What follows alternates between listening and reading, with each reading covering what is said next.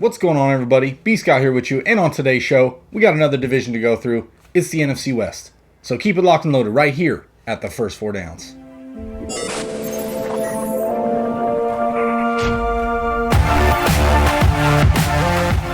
What's going on, everybody, and welcome back. B-Scott here with you, and as I mentioned in the preview, we're going to be going over the NFC West. This, in my opinion, is one of the toughest divisions in football. You got four great football teams. Arizona Cardinals added a couple veterans. Can they get over that hump? Seattle Seahawks continue to be great. They're going to play great regardless. You got the San Francisco 49ers. Hopefully back fully healthy. The injury bug really hit them hard last year. Can they get back to form? And then, of course, the Los Angeles Rams. They trade Jared Goff for Matthew Stafford. Can Matthew Stafford get him over that hump and back to the Super Bowl? But before we get into today's content, don't forget, like the video, subscribe, share, thumb, bell, all that good stuff. Comment. Let me know. Hey, if you don't agree, that's fine. Let me know your thoughts. I'll get back to you. Let's dive right into it. We're going to start today's show with the Arizona Cardinals.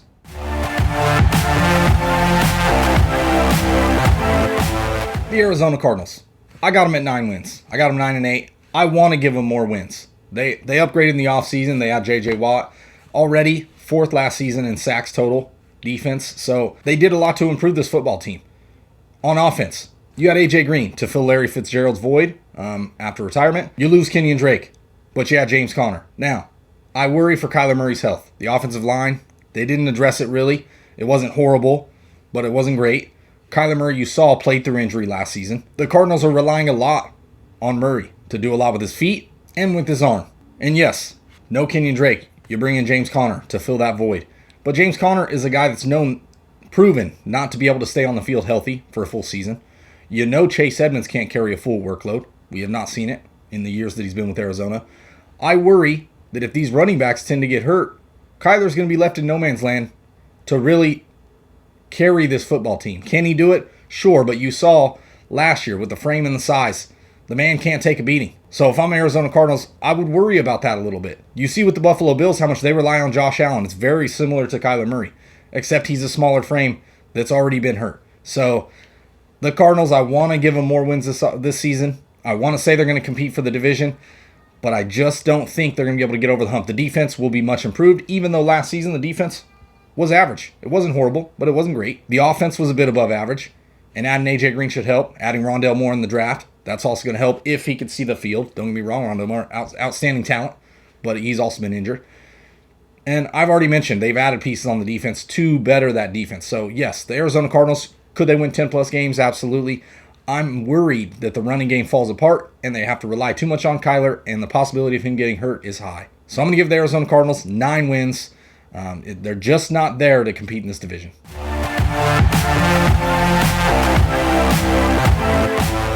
The Seattle Seahawks.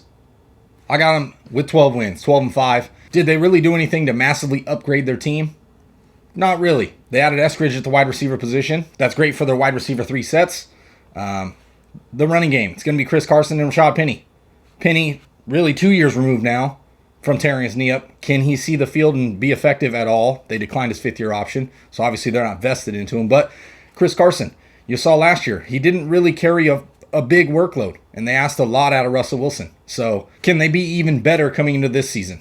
I'm not so sure. On the defensive side, you saw the addition of Carlos Dunlap.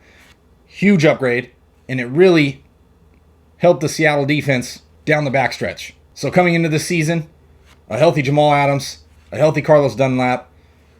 Can the defense really pick it up and get back to that dominant Pete Carroll defense that we've seen in the past? The secondary is a work in progress, but overall, I can't take nothing away from Russell Wilson. He's an MVP candidate every single season. He's a walk-in 10 wins, period. So I'm going to give the Seattle Seahawks this season a 12-5 record. And yes, they're going to compete for the division. They always do. But I don't think they're going to be able to lead this year.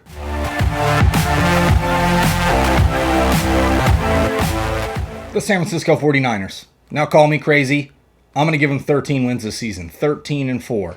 Coming off a terrible down year in which they won 6 games. I think with the insurance and the possibilities of drafting a player like Trey Lance, the sky's the limit for this kid. In my opinion, one of the most talented players.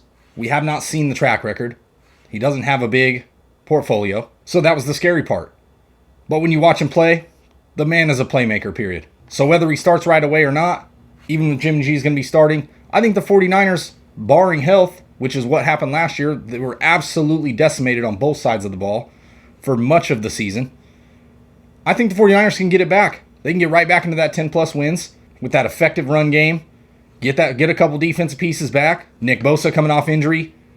They lose Solomon Thomas in the free agency. That's okay. They added a couple defensive end veterans. I think the 49ers can get it back. Even last season, with all the injuries they had, they still had a middle-of-the-road defense, barring 3/4 of the starters were out. And on the offensive side, Jimmy Garoppolo in and out of the lineup. Raheem Mostert missed a lot of the season.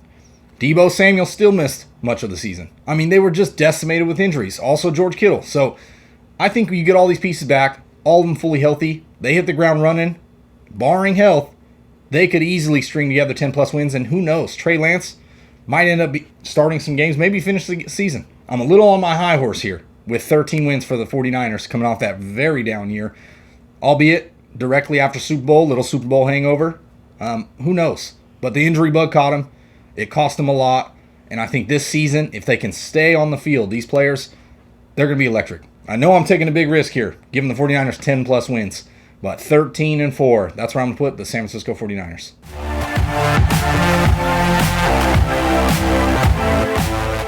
Finally, we got the Los Angeles Rams. I'm going to give them 13 wins, a 13-4 record. Now, that's the same as the 49ers, but I think they're going to be able to take care of the division. Matthew Stafford, one of the biggest offseason acquisitions. Is he an upgrade to Jared Goff? Absolutely, at the quarterback position. Can the Rams utilize Stafford's abilities to get him back to the promised land and hopefully push him into that Super Bowl chase? I think they can. You saw on the offense, you saw Cam Akers at the end of the season really turn it up, really take hold of that starting running back position. Him and Darrell Henderson going to be a great 1-2 punch, I think. The wide receivers, Cooper Kupp, Robert Woods, a great tandem 1-2 punch. Then you had Tutu Atwell in the draft.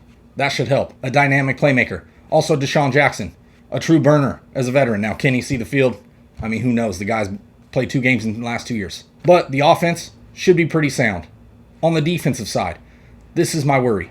The Rams throughout the season last year had the number 1 overall ranked defense. The secondary was outstanding.